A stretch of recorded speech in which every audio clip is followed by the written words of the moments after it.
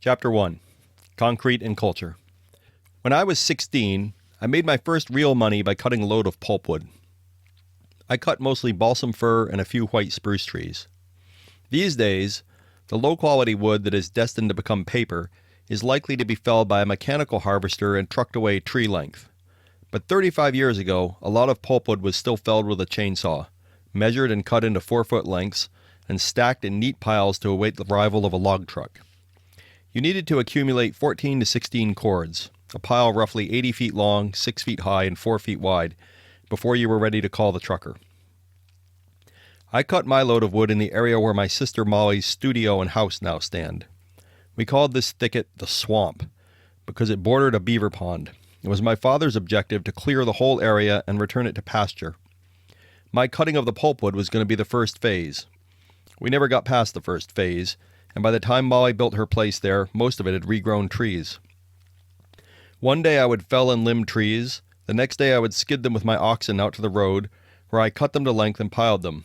I was hardly disciplined, but eventually the day came when I calculated and recalculated and re-recalculated, measuring over the sloping ends of the pile and the curves of the gully I'd stacked it in, and decided that I must have enough for a load. I called the trucker, recommended by a neighbor. A few days later, in the early morning fog, a tractor-trailer truck pulled up to my pile, followed by a loader truck with a cherry picker mounted on its back. As they positioned themselves to begin loading, the old adage, "possession is 9/10 of the law," swam into sharp focus in my adolescent mind. These enormous trucks were going to depart with all of my hard-earned wood, and if I never got paid, there wasn't a lot I could do about it. While they were loading, I imagined various unrealistic teenage fantasies about how I would reclaim what was rightfully mine. An hour of paranoid daydreaming did nothing to reassure me, but the wood was loaded and disappeared with the morning fog. I fretted for a couple weeks and then got a check in the mail, $535 as I remember. I hadn't thought about those truckers in years until a few summers ago. We were building a solar electric installation and needed several yards of concrete. I called a concrete company, one I'd never used before and to whom I was nothing more than a voice on the end of a phone line.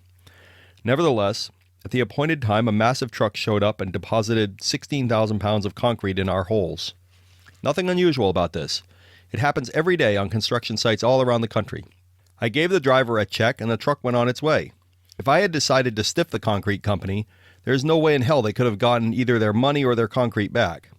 They could have sued me, complained about a bounced check or no check, tried to ruin my credit, taken me to small claims court. It hardly would have been worth it for $1,000 of concrete.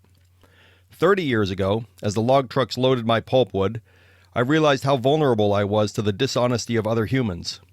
This time, older and on the other side of the transaction, I had a different realization. We live in a trust and honesty culture.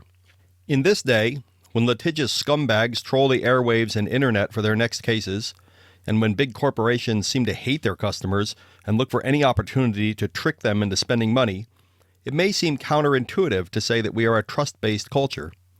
And it is true that predatory corporations are doing their best to ruin this culture. But underneath, as a culture, individual to individual, we believe that your word is your bond. And when some guy calls up, gives his first name and an address, and says he wants concrete, the concrete company sends out a truck and assumes he will pay. Most of what you see in everyday life obscures this fact.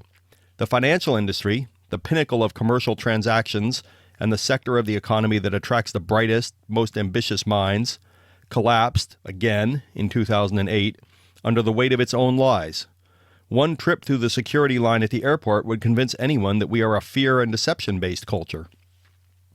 But the vast majority of transactions take place within the bounds of the law, not because people are afraid of punishment for breaking the law, but because most of the time, and for most people, in other words, as a culture, we have ingested the assumption that we should be honest with strangers. Take away the culture of honesty, as has happened in the financial industry, and the law, far from being an enforcer, becomes just an inconvenience that must be purchased or avoided. If you run your hand over a piece of sanded wood, you'll feel one small rough spot, even if the rest of it is perfectly smooth. Similarly, it is easy to see examples of dishonesty and harder to see how much trust there is. But once you start looking, and I never noticed until I ordered that load of concrete, you start seeing the strong, smooth sheet of honesty everywhere. This is a cultural choice. Trust and honesty between individuals, even strangers, especially strangers, is a slender and perhaps peculiar yet enduring first principle of our culture. I know it isn't this way in every business or in every place in this country, and in some ways Vermont is a bit of a throwback to an earlier time. But this really just makes my point. A trust and honesty culture is our heritage. Our heritage also includes slavery and genocide of the first Americans. Ta-Nehisi Coates, whose writing I admire even when I disagree with some of his conclusions, argues that black Americans have lived in a culture of white supremacy, bondage, and theft of their lives and bodies. A person with dark skin can look at our history and conclude that it is a culture of deceit and theft directed at anyone without white skin. I don't disagree, but I don't think this invalidates my observation. The trust and honesty culture has always excluded people and treated those people it excluded from the culture, dark-skinned, women, Asian, Native American, the list goes on, as having no or fewer rights. What's changed over time is that the culture has gradually become more and more inclusive until now, by ideology, it includes every American, even if there is still a big gap between the ideal and reality. Even making allowance for how poorly we live up to the ideal and how the ideal itself has had to evolve, the trust and honesty culture seems to me to be somewhat unique in history.